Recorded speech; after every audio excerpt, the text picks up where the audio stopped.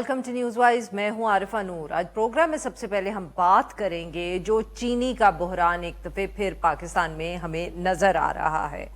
महंगाई तो जनरली ही बहुत है। जब भी बात करते हैं तो किसी ना किसी चीज़ की महंगे होने का ही जिक्र होता है। सब मसाइल मईशत से ही जुड़े हुए हैं, मगर ये जो चीनी का मसला है ये कुछ ऐसा एक मसला है जो पुराना पाकिस्तान हो या नया पाकिस्तान हो, दोनों दफ़े ही हमने इसको फेस किया और दोनों दफ़े कहानी काफ़ी सिमिलर थी। इस दफ़े भी जी पूरे मुल्क में इस वक्त जो चीनी की कीमतें हैं वो बहुत तेज़ी से ऊपर जा चुकी हैं और हर तरफ से तनकीद हो रही है। मार्केट्स में अगर हम बात करें क्वेटा में तो वहाँ भी 2025 या 2020 की चीनी मिल रही है। कराची में भी 200 के करीब कीमत पहुँच चुकी है। इसी तरह लाहौर में भी 190 का कहा जा रहा है कि ये फ़रोख्त हो रही है। दूसरी तरफ पीडीएम की जो हुकूमत थी उसके साबिक वज़रा से बात की जाए तो अब ये लग रहा है कि वो एक दूसरे के ऊपर इल्ज़ाम लगा रहे हैं। एहसन इकबाल साहब का बहुत ये क्लिप जो था इसको बार बार देखा गया है, सुना गया है, जिसमें वो कह रहे हैं कि ये नवीद कमर साहब की जो मिनिस्ट्री थी उसमें फ़ैसला हुआ। नवीद कमर साहब कहते हैं कि ईसीसी के अंदर ये इशू था, इसके ऊपर फैसला हुआ। सब जमातों ने मिलकर, पूरी हुकूमत ने मिलकर किया। सेनेटर ताज हैदर भी इस पूरी बहस में शामिल हुए और उन्होंने एक ट्वीट की जिसमें उन्होंने ये कहा कि जो राना सनाउल्लाह साहब है उन्होंने 14 लाख टन चीनी जो है स्मगल करने की इजाज़त दी। अब ये एक तरफ गुफ्तगू जारी है। शाहिद खाकान अब्बासी साहब जो भी पाकिस्तान मुस्लिम लीग नवाज के बहुत सीनियर लीडर है हुकूमत में, इनफॉर्मली वो भी इन्वॉल्व थे, दो के कोई फॉर्मल ओहदा उनके पास नहीं था।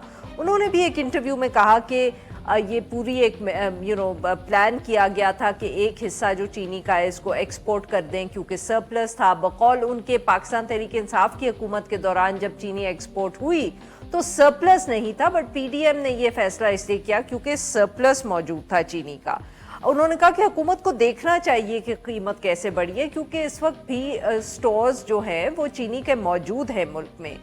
काश्तकारों की तरफ से भी एक मुख्तलिफ मौक़िफ़ सामने आ रहा है। जो अंजुमन तहफ़्फ़ुज़ काश्तकार हैं उनके जो हेड हैं उन्होंने कहा कि 1 साल कबल ही उन्होंने कह दिया था कि चीनी की स्मगलिंग जो है वो शुरू हो चुकी है और उन्होंने कहा कि हमने बार बार इस पर बात की मगर किसी ने अहमियत नहीं दी। ये सारा मामला जो है ये अब चल रहा है और इसके साथ साथ हम बात करेंगे पंजाब की जो निगरान हुकूमत है उसकी एक रिपोर्ट भी सामने आई है। इस सारे मौजू पे बात करने के लिए आज हमारे साथ मौजूद है आसिम गनी उस्मान साहब हैं, पाकिस्तान शुगर मिल्स एसोसिएशन, और हमें ज्वाइन किया है नासिर जमाल साहब ने, डॉन लाहौर के चीफ रिपोर्टर हैं, हमारे कॉलीग हैं। Welcome to the show sir. जी गनी उस्मान साहब, सर बताइएगा क्या मसला है, क्यों चीनी की कीमत एकदम इस तरह ऊपर गई है? देखिए, मसले 2-3 हैं जिसपे हमें कंसंट्रेट करने की जरूरत है। जो सबसे इम्पोर्टेंट मसला है वो मसला ये है कि हमारे पास एक एम्पल क्वांटिटी में स्टॉक अवेलेबल था जिसके अगेंस्ट गवर्नमेंट ने हमें 2.5 लाख टन की परमिशन दी। जिस वक्त गवर्नमेंट ने हमें 2.5 लाख की परमिशन दी उस वक्त हमारे पास एम्पल स्टॉक्स अवेलेबल थे। अब अनफॉर्चुनेटली क्या हुआ कि इंटरनेशनल मार्केट के अंदर चीनी का प्राइस बढ़ गया। जब वो चीनी का प्राइस बढ़ गया तो जो हमारे नेक्स्ट डोर नेबर है अफगानिस्तान, वहां पर चीनी का प्राइस ज्यादा था और पाकिस्तान में चीनी का प्राइस कम था। अप्रोक्सीमेटली, विदाउट एग्जैजुरेशन अगर मैं आपको बताना चाहूं तो 80 से 100 रुपए का फर्क है अफगानिस्तान की मार्केट में और पाकिस्तानी मार्केट में। तो ये एक रीजन बनी क्योंकि बिकॉज वो अफगानिस्तान के लिए इतना बड़ा आर्बिट्राज बन रहा था और इतनी ल्यूक्रेटिव हो रही थी मार्केट, जिसकी वजह से ये स्मगलिंग वाली चीज जो है उसको हमने देखा होते हुए। एक बात। दूसरी बात है कि जब हमें 2.5 लाख टन की परमिशन दी गई थी वो बड़ी जस्टिफाइड परमिशन दी गई थी और हमें कोई भी गुफ्तगू करने से पहले नंबर्स देखने चाहिए कि हमारे पास स्टॉक इन हैंड क्या था। हमने यहाँ तक कि मिनिस्ट्री को ये भी सजेस्ट किया था कि आप किसी इंटरनल ऑडिट से या कोई ऑडिट सिस्टम इंट्रोड्यूस करा के आप स्टॉक टेकिंग ले लें। हम आपको लिख के देने के लिए भी तैयार हैं कि पाकिस्तान में इस वक्त इतना चीनी के जखायर मौजूद है। उसके बाद जब हमें परमिशन मिली गई तो हमने अपने 2.5 लाख टन एक्सपोर्ट किया।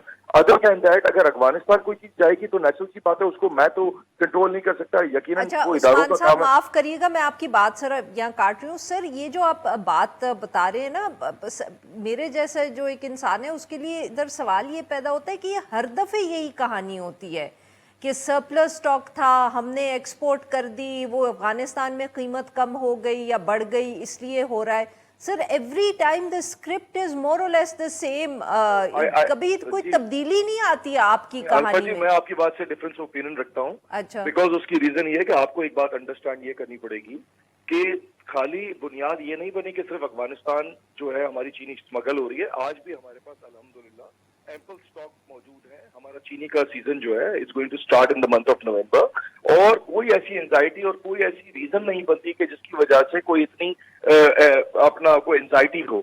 लेकिन अनफॉर्चुनेटली क्या हो रहा है, दो तीन चीजें हैं जो कि आपको अंडरस्टैंड बहुत इंपॉर्टेंट है करना। एक, इंटरनेशनल मार्केट $200 बढ़ गई। एक, आपने 425 का केन का रेट अनाउंस कर दिया। साइमल्टेनियसली गवर्नमेंट ने किसी स्टेज पे टीवी पे मैंने जो सुना है, मैं टीवी चैनल तो याद नहीं रखता, लेकिन उन्होंने कहा कि हम शायद 1 लाख टन इंपोर्ट करने की बात करें। आप देखें ना, ये चीजें क्या होती हैं, ये चीजें उन चीजों को फ्यूल देती हैं कि जिसकी वजह से लोग एंटिसिपेट करते हैं। और दूसरी बात ये कि देखिए, अगर आपके पास इंटरनेशनल पैरिटी के हिसाब से या जितने भी आपकी नेबरिंग कंट्रीज है उनमें अगर चीनी का प्राइस लोकल पाकिस्तानी प्राइसिंग की निस्बतन ज्यादा होगा और पाकिस्तान में कम होगा, बिल्कुल ठीक। इस तरीके से तो ये चीज होनी है। अब मैं अच्छा, अगर सही इजाजत है दें सर। तो मैं नहीं complete कर सर, जरा मुझे नासिर साहब को भी गुफ्तगू में शामिल कर लेने दें। जी नासिर साहब, आपने सुनी सर आसिम गनी साहब की गुफ्तगू। सर आप बताएं सर, वही मेरा तो वही सवाल है कि ये हर दफे कहानी इसी तरह होती है और हर दफे शुगर मिल्स एसोसिएशन की भी कहानी वही होती है। Sir why can we not fix this? Alpha, एक तो पहले भी आपसे यही गुफ्तगू होती रही 1-2-4 दफा, और आपको पता है मेरा तो व्यू इसमें बड़ा क्लियर है। अच्छा, जो अभी इस आसिम साहब कह रहे हैं, मतलब मैं इससे बिल्कुल टोटली एग्री करता हूँ। ये तो जो एक सिंपल इकोनॉमिक्स है उसमें यही होता है कि आज आपके घर में अगर स्टॉक्स हैं और आपकी प्राइस कम है और आपके नेबर जो है वो आपको या कोई और आपको ज्यादा देना चाह रहा है और देने को तैयार है, तो आप उसको बेचेंगे। और चाहे वो फिर स्मगल हो, चाहे आप फॉर्मल मतलब इजाजत लेके एक्सपोर्ट करें। मेरा तो व्यू ये है कि ये टोटल जो शुगर इकोनॉमी है, ये टोटली जो है ना, इसमें से तो गवर्नमेंट को बाहर निकलना चाहिए। मुझे दूसरी बात ये नहीं कभी समझ आती कि आटा महंगा हो गया है इतना।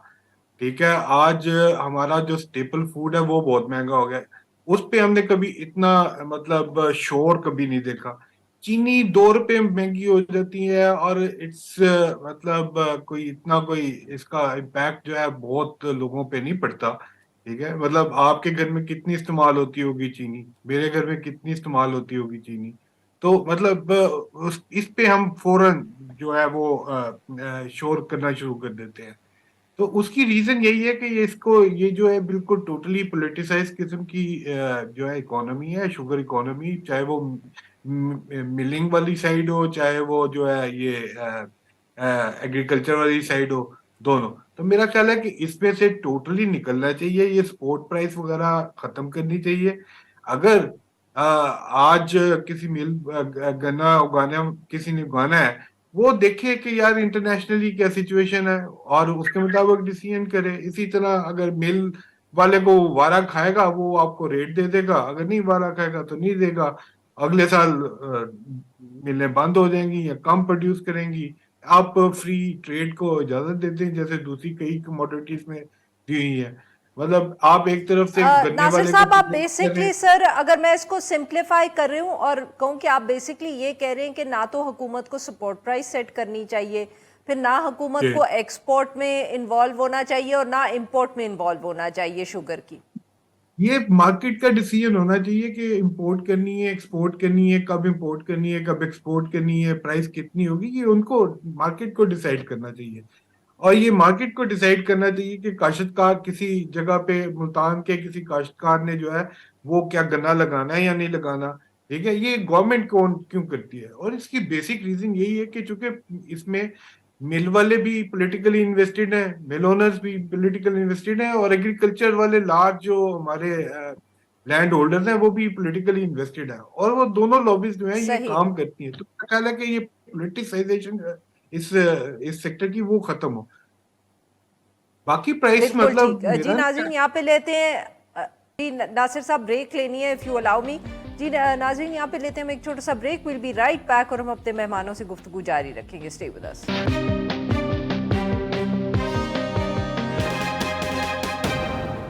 वेलकम बैक नाजरीन। हम गुफ्तगू करें गनी उस्मान साहब से और नासिर जमाल साहब से। जी उस्मान साहब, सर आपने नासिर जमाल साहब की बात सुनी। The issue is the politicisation of the sector and और सर ये वाला जो जो ये एक परसेप्शन है, पर बल्कि परसेप्शन से शायद ज़्यादा ही है कि बहुत हर पॉलिटिकल पार्टी के अंदर जो सीनियर लीडरशिप होती है उसका कहीं ना कहीं ताल्लुक बहुत सी शुगर मिल्स से होता है और इसकी वजह से ये सारा मसला खड़ा हो रहा है। जो नासिर साहब की बात से मैंने अंडरस्टैंड किया है जी, वो नासिर साहब ये कह रहे हैं कि ये मार्केट को डीरेगुलेट हो जाना चाहिए। मैं 100% I am up for it और ये हो जाना चाहिए। लेकिन उससे फायदा क्या होगा? उससे फायदा ये होगा कि हर मिलर अपने एरिया में एक अच्छे तरीके से कोशिश करेगा, रिसर्च एंड डेवलपमेंट अच्छा काम करेगा, नई किस्म की टेक्नोलॉजी आएगी और उससे हमारी यील्ड बढ़ेगी। आपके नेक्स्ट डोर इंडिया है, अब आप देखें उनकी, हमारे पास अनफॉर्चुनेटली रिसर्च एंड डेवलपमेंट में कोई काम नहीं हुआ, वहां पे 30% उनकी यील्ड हमसे ज्यादा है। तो जो जमींदार होता है उसको 30% बेनिफिट ज्यादा है। दूसरी बात ये, जो आपने मुझसे सवाल पूछा कि प्राइसेस क्यों बढ़ रहे हैं, प्राइसेस बढ़ रहे हैं एंटिसिपेशन पे, बिकॉज 425 का आपने रेट अनाउंस कर दिया, फाइनेंशियल कॉस्ट आपके सामने है, नंबर। सर अगर मैं आपकी बात यहाँ काट रही, आप ये कह रहे हैं सर कि जब तक डीरेगुलेट नहीं होती कोई इंडस्ट्री तो उसमें रिसर्च एंड डेवलपमेंट नहीं होती। सर इसकी क्या वजह है? देखिए, मैं ये नहीं कहना चाह रहा, मैं ये कहना चाह रहा हूँ कि जब एक ओपन मार्केट हो जाती है तो उसमें बेहतर तरीके से काम होता है। मैं आपको थोड़ा सा 2-3 मौजू जो आपको बड़े कवर करना है, और नासिर साहब मेरी बात से एग्री करेंगे। देखिए मैं आपको बताऊं, 425 का आपने रेट अनाउंस कर दिया, फाइनेंशियल कॉस्ट आपके सामने है, ईओबीआई, सेसी, मिनिमम वेज, ये सारे क्राइटेरियाज आपके सामने। तो क्या होता है, आपको मैं एक एग्जांपल देता हूं कि अगर आज आप कोई चीज खरीदने जाते हैं मार्केट के अंदर और आपको पता है कि नेक्स्ट टाइम जब वो चीज आएगी तो वो महंगी होगी, तो आप अपने लिए अगर एक खरीदना चाहते हैं तो आप कोशिश करते हैं कि मैं 2 खरीद लूं क्योंकि नेक्स्ट टाइम ये महंगा हो जाएगा। तो इसी तरीके से चीनी का सिनेरियो बिल्कुल ऐसा ही है। देखिए ना, अगर हम इस तरीके से इस पे कॉन्सेंट्रेट नहीं करेंगे, हम अपनी मार्केट को फ्री मार्केट नहीं करेंगे। देखिए, और सीपीआई में हमारी इंडेक्स में, sir what is stopping the free market from happening? Sir वो तो हम तो यही समझते हैं कि सियासतदान I fail to understand because it's there in the business for quite some time and we have been noticing. I was not even born then जब से ये रेगुलेट हो रहा है। मैं तो ये समझता हूँ। और दूसरी एक और बात अंडरस्टैंड करें कि जो नॉर्मल आपके लोग हैं वो तो सिर्फ 30% कंज्यूम करते हैं, बाकी तो सारा कमर्शियल है। कमर्शियल में मैं किसी पर्टिकुलर इंडस्ट्री का नाम नहीं लेता, लेकिन आपको पता है कि कन्फेक्शनरीज है, bottle producing, soft drink producing companies है। तो मैं ये समझता हूँ कि वो तो ज्यादा एडवांटेज तो उनको मिलता है, बिकॉज आप दूसरी कमोडिटीज को कम होते हुए तो नहीं देखते। मिठाई वाला तो कोई कम नहीं करता है, कन्फेक्शनरी वाला तो कोई कम नहीं करता है, कोई कोल्ड ड्रिंक वाला तो कम नहीं करता है, लेकिन वहां पर हम कॉन्सेंट्रेट नहीं कर रहे। मैं तो एक तजवीज दूंगा गवर्नमेंट को कि गवर्नमेंट को हमारे साथ बैठना चाहिए और जितनी हमारी लोकल कंजम्पशन है जो कमर्शियल एस्पेक्ट्स के अलावा है उसको डिस्कस कर लेना चाहिए और उसके अंदर गवर्नमेंट को हमारे साथ बैठ के कोई अंडरस्टैंडिंग कर लेना चाहिए। देखिए ना, टीओआर कोई बनने चाहिए, कोई पॉलिसी मेकिंग होनी चाहिए। खाली इस तरीके से तो आप रेगुलेशन की बात कर रहे थे, अब आप पॉलिसी मेकिंग की बात करें। जी नासिर साहब, आपने सुनी उस्मान साहब की गुफ्तगू। सर ये पंजाब की निगरान हुकूमत की एक रिपोर्ट भी आ गई है, उसमें भी वही गुफ्तगू है जो खान साहब के ज़माने में हमने शुगर की रिपोर्ट में देखी थी कि व्हाट्सएप ग्रुप्स के ज़रिए कीमतें जो हैं वो सेट की जाती हैं और शुगर मिल्स और ब्रोकर्स का गठजोड़ होता है। सर बिल्कुल ही ना वही कहानी सर। और आपने गनी साहब की भी बात सुन ली कि डीरेगुलेट करें मगर हुकूमत को बैठ के पॉलिसी बनानी पड़ेगी। ठीक है अल्फा, एक आपने पूछा कि जी कि डीरेगुलेशन से कैसे रिसर्च एंड डेवलपमेंट होती है, तो आपको मैं एक एग्जांपल दूंगा चावल की। ठीक है, चावल में चूंकि किसी किस्म की चावल की ट्रेड पे कोई पाबंदी नहीं थी, तो पिछले 10, 15, 20 साल में लोगों ने, प्राइवेट कंपनीज आई, ठीक है, और वो आई और उन्होंने उनमें इन्वेस्ट किया, चाइना से हाइब्रिड चावल लेके आए। आज चावल जो है, एक किसान जो है अगर वो पहले 40 मन लेता था एक एकड़ से, तो आज वो 120, 130 मन ले रहा है। यानी उसकी इनकम, उसकी प्रोडक्शन और उसकी इनकम ट्रिपल कर गई है इतने। तो आपने छोड़ दें मार्केट पे, तो मार्केट जो है वो खुद ही अपना रास्ता बनाती है। आज अगर अगर काश्तकार को अगर गन्ने के सही पैसे नहीं मिलेंगे तो वो गन्ना नहीं उगाएगा, कोई और चीज उगाएगा। हमने गंदम में भी ये देखा कि जहां जहां कंट्रोल है वहां वहां जो है वो जो है हमें प्रॉब्लम्स पेश आ रही हैं। हमारी ओवरऑल जो है, मतलब जो एग्रीकल्चर इकोनॉमी है वो अगर डेवलप नहीं कर पा रही और उसमें वैल्यू एडेड चीजें नहीं आ रही, और हमें हमें जो है वो गंदम खाने पे और चीनी खाने पे ही लगाया गया है, तो वो बेसिकली ये सारी जो कंट्रोल्स हैं, ये जो इसको मुख्तलिफ लॉबीज काम कर रही हैं अपने अपने मुफाद के लिए, ये वो है। दूसरी जो है, ये जो कह रहे हैं कि आसिम कह रहे हैं कि जी की पॉलिसी मेकिंग होनी चाहिए, पॉलिसी मेकिंग होनी चाहिए, बिल्कुल होनी चाहिए। और पॉलिसी मेकिंग यही होनी चाहिए कि फ्री ट्रेड होगी और ना हुकूमत उसमें किसी किस्म की कोई प्राइसिंग में इंटरवेंशन करेगी।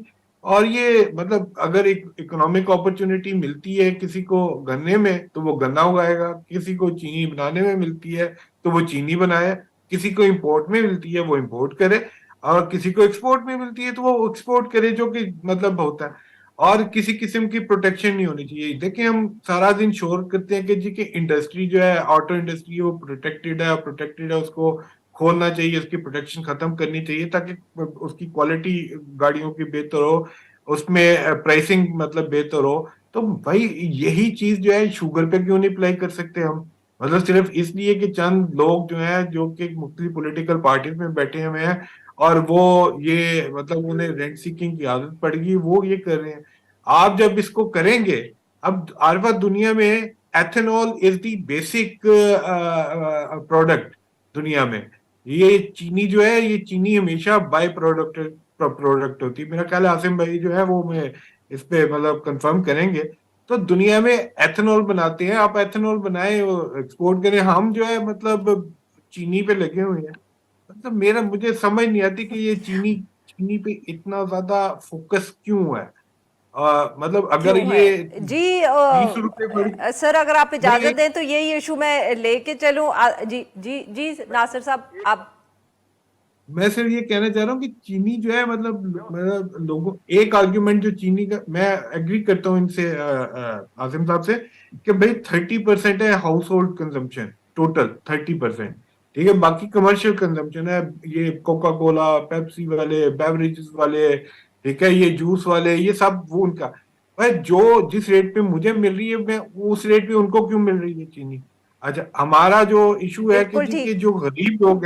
जो गरीब लोग हैं, जो मजदूर तबका है, ठीक है, वो हमें चीनी पे एक आर्ग्यूमेंट जो दिया जाता है कि जी कि ये वो दे गेट जी कैलोरीज फ्रॉम। नासिर साहब अब I am running out of time. I am running out of time जी। आसिम गनी साहब सर वेरी मैं एक क्विकली छोटी सी आपके चीज पास। कहना चाहूंगा कि ये जो चीनी कम हो रही है, ये जो प्रोडक्शन कम होती है केन की, उसकी एक और रीजन ये भी है कि जो आपके पास ऑल्टरनेट क्रॉप्स हैं उसमें फार्मर को ज्यादा पैसे मिल रहे हैं, जो मेन रीजन बन रही है और जिसकी वजह से हम देखते हैं कि ये शुगर केन कम हो जाता है, एक साल ज्यादा होता है फिर कम हो जाता है। उसकी रीजन ये है कि ऑल्टरनेट क्रॉप के अंदर डिवैल्यूएशन के बाद तो राइस के अंदर आप देख रहे हैं, आपने मिनिमम सपोर्ट प्राइस अपना व्हीट का देखा है, मेज की आप परफॉर्मेंस देखें, तो उसकी वजह से वो शिफ्टिंग रहती है। जमींदार तो ये सोचता है कि मुझे जहां पर ज्यादा पैसे मिलेंगे मैं उस क्रॉप पे जाऊंगा। अगर ये फ्री मार्केट हो, अगर लेट्स सपोज अज्यूमिंग कि ये एक साल अगर चीनी का प्राइस स्टेबल रहता है या हायर साइड पे रहता है, तो नेक्स्ट ईयर में ये क्रॉप बढ़ने की गुंजाइश बनेगी। और आप ये देखें कि अगर हम इसमें अगर थोड़ा सा फ्री मार्केट हो जाएगी तो पाकिस्तान के एक्सपोर्ट शुगर एक्सपोर्ट अब इतनी अच्छी कमोडिटी है हमारे पास, माशाल्लाह हम उस पर पहले भी कर चुके हैं,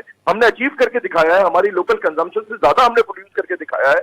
तो अगर हम उसके अंदर पॉलिसी मेकिंग, बिल्कुल नासिर साहब ने मेरी बात को बहुत अच्छे तरीके से समराइज बिल्कुल किया ठीक सर। कि वो फ्री मार्केट से अंडरस्टैंडिंग और पॉलिसी मेकिंग से अंडरस्टैंडिंग यही है जो नासिर साहब। बिल्कुल ठीक जी नासिर साहब सर लास्ट मिनट आप कंक्लूडिंग रिमार्क्स दे दें सर।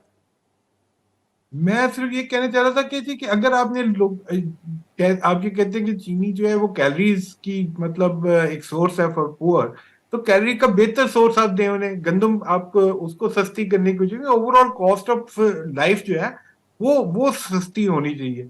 ये एक चीज के बढ़ने कम होने से किसी पे कोई खास इम्पैक्ट नहीं आता।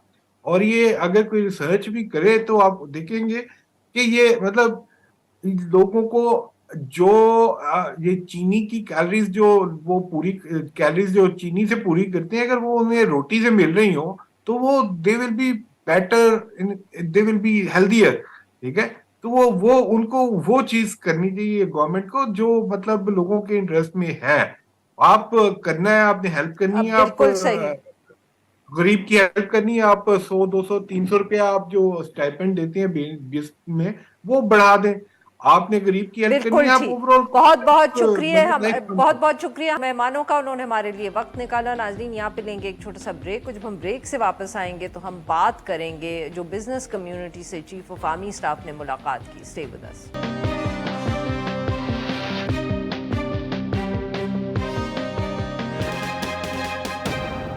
Welcome back. प्रोग्राम के इस हिस्से में हम जिक्र करेंगे पाकिस्तान के chief of army staff general Asim Munir जिन्होंने पिछले दिनों में बिजनेस कम्युनिटी से कराची और लाहौर में मुलाकात की। कहा जा रहा है कि कराची में 50 के करीब जो बिजनेसमैन हैं उनके साथ तकरीबन 4 घंटे की उनकी मुलाकात रही। इजलास में जो लोग शरीक थे, ऑब्वियसली उसके बाद जब ये ख़बर जो थी आम हो गई कि ये मुलाकात इस तरह की हुई है, तो फिर उन्होंने भी बहुत से इंटरव्यूज़ दिए और तफसीलात शेयर की कि इस मीटिंग में क्या कहा गया या क्या नहीं कहा गया। जो अभी तक तफसीलात सामने आई हैं तो उससे ये मालूम होता है कि जो चीफ ऑफ आर्मी स्टाफ है उन्होंने कहा कि जो सऊदी वली अहद हैं मोहम्मद बिन सलमान, उन्होंने पाकिस्तानी ब्यूरोक्रेसी और करप्शन के हवाले से बहुत शिकायत की है और कहा है कि उसको कंट्रोल किया जाए। इस तरह उन्होंने तसल्ली भी दी सब बिज़नेस कम्युनिटी को और ये कहा कि जल्द पाकिस्तान की जो हालत है उसमें बेहतरी आएगी, क्योंकि बहुत इन्वेस्टमेंट जो है वो गल्फ़ के ममालिक से आ रही है। सऊदी अरेबिया और मुत्तहिदा अरब अमारात से उन्होंने कहा कि 25-25 अरब डॉलर की जो सरमायाकारी है वो जल्द पाकिस्तान आएगी। उन्होंने साथ में अपने भी प्लान्स बताए। उन्होंने कहा कि जो स्मगलिंग है उसको कंट्रोल किया जाएगा, FPR को बेहतर किया जाएगा ताकि टैक्सेशन जो है वो इम्प्रूव कर सकें, बॉर्डर कंट्रोल और सोशल मीडिया उन्होंने जिक्र किया, क्योंकि उन्होंने कहा कि ये जो 4 चीज़ें हैं smuggling, FPR, border control, social media, इसके लिए उन्होंने टास्क फोर्स भी मुख्तलिफ बना दी हैं।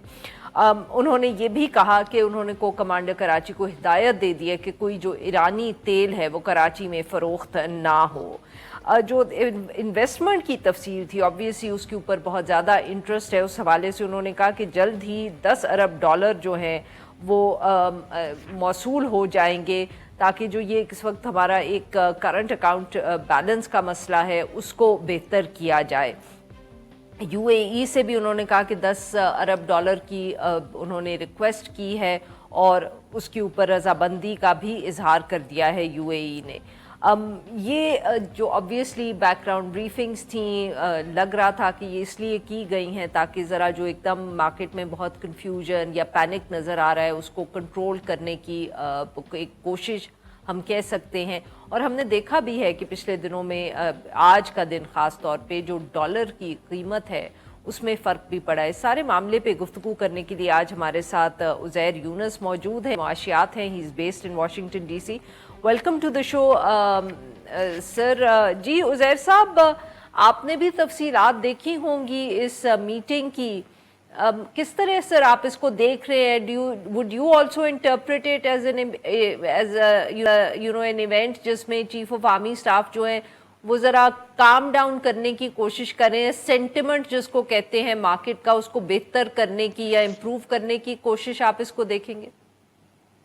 जी शुक्रिया बहुत बहुत। लग तो यही रहा है कि वो सेंटिमेंट इम्प्रूव करने की कोशिश कर रहे हैं, लेकिन जो नंबर्स और जो कोट्स आई हैं उस मीटिंग के बाद उनसे लगता है ऐसा ही कि गैर यकीनी कम नहीं और बढ़ जाएगी। मैं ये बात क्यों कह रहा हूँ, मैं आपसे एक डेटा शेयर कर देता हूँ। आपने अपने प्रीव्यू में भी बताया कि 25 अरब यहाँ से आ रहे हैं, 25 वहाँ से आ रहे हैं, इस तरह जो है दूध की नहरें पाकिस्तान में बहने लगेंगी। पाकिस्तान का अगर हम स्टेट बैंक का डेटा देखें तो पिछले 10 सालों में जो टोटल इन्वेस्टमेंट आई है मुल्क के अंदर, स्टेट बैंक का डेटा मौजूद है ऑनलाइन, लोग जाके खुद देख सकते हैं, वो 25 से 30 अरब डॉलर है क्यूमुलेटिव 10 साल की।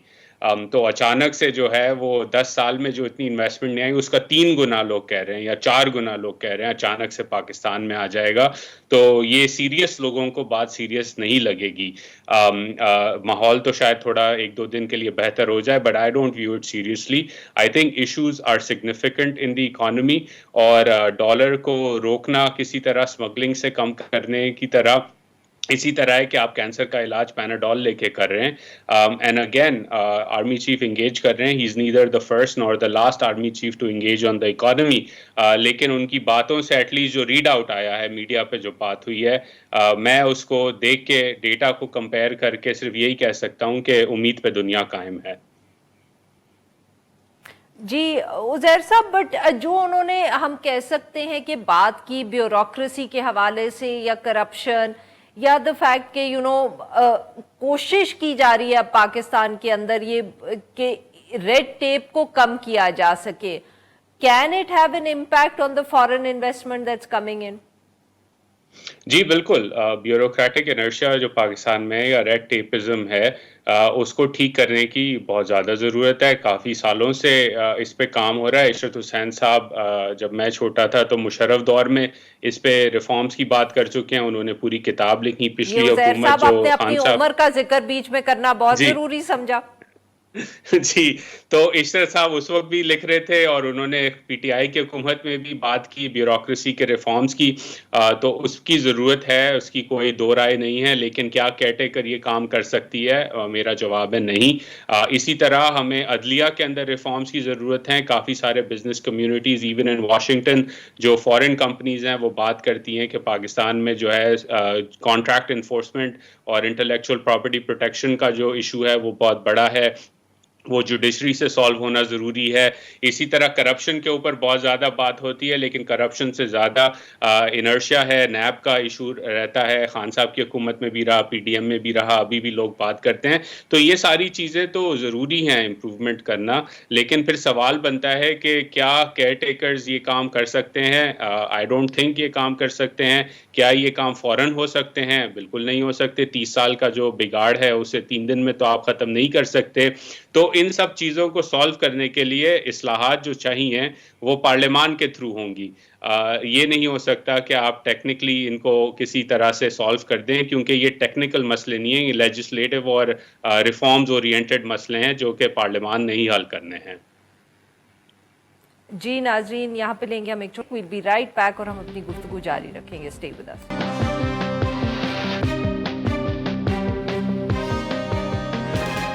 वेलकम बैक नाज़रीन, हम गुफ्तगू कर रहे हैं चीफ ऑफ आर्मी स्टाफ की जो मुलाकात हुई है बिजनेस कम्युनिटी से और इस पे बात करने के लिए हमारे साथ मौजूद है उज़ैर यूनुस साहब और हमें ज्वाइन किया इरफान इकबाल शेख साहब ने। ये सदर हैं FPCCI।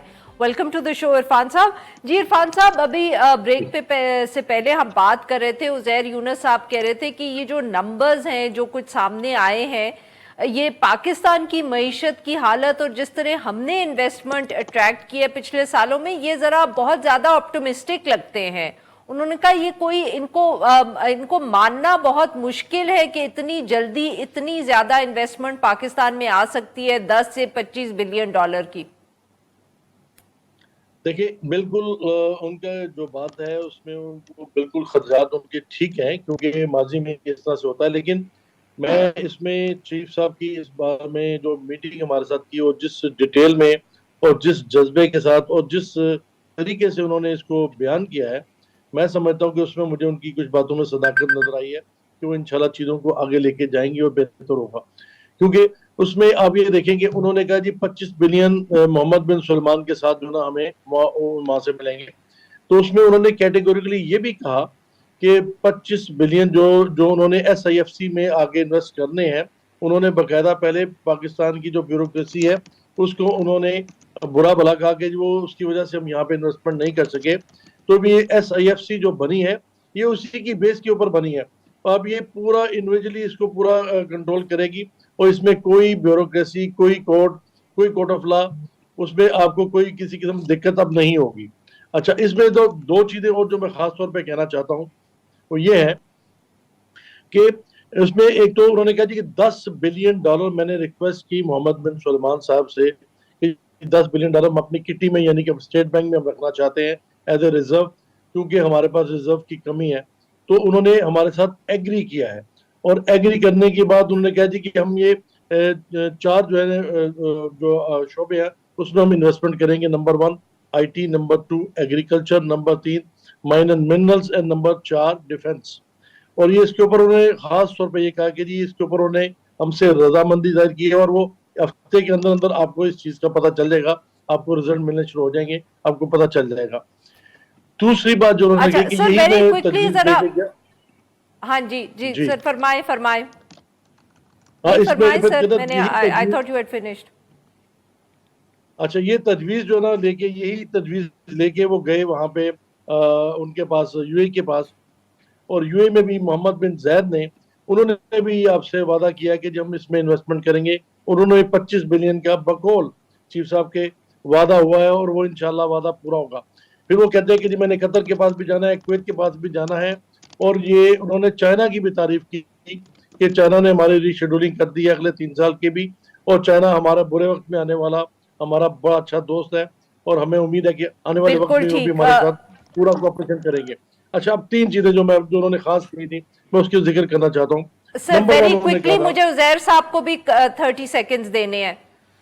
जी जी जी मैं बता रहा हूँ। जी इसमें उजैर उन्होंने साहब कहा था वेरी कि जी क्विकली सर। जी आरिफा, अगेन डेटा के थ्रू ही हम एनालिसिस कर सकते हैं। मेरे सामने यूएन की इन्वेस्टमेंट रिपोर्ट मौजूद है 2023 की, अगेन लोग उसे पढ़ सकते हैं। टोटल स्टॉक जो है पाकिस्तान में एफडीआई का इस वक्त 2022 में वो 31 अरब 924 बिलियन डॉलर है, 32 बिलियन डॉलर्स इन टोटल। तो ये एक्सपेक्ट करना कि मैजिकली 25-50 अरब रुपए डॉलर पाकिस्तान में आ जाएंगे। पाकिस्तान की पूरी तारीख में अगर 32 अरब का स्टॉक मौजूद है इन्वेस्टमेंट का, तो उसका तकरीबन हम डबल एक्सपेक्ट कर रहे हैं आना। थोड़ा रियलिस्टिक होना चाहिए इन चीज़ों में, और बड़े नंबर अच्छे तो लगते हैं लेकिन I don't think these are achievable numbers. बहुत बहुत शुक्रिया हमारे दो मेहमानों का, उन्होंने वक्त निकाला। नाजरीन आज के लिए बस इतना ही। We'll be back tomorrow at the same time.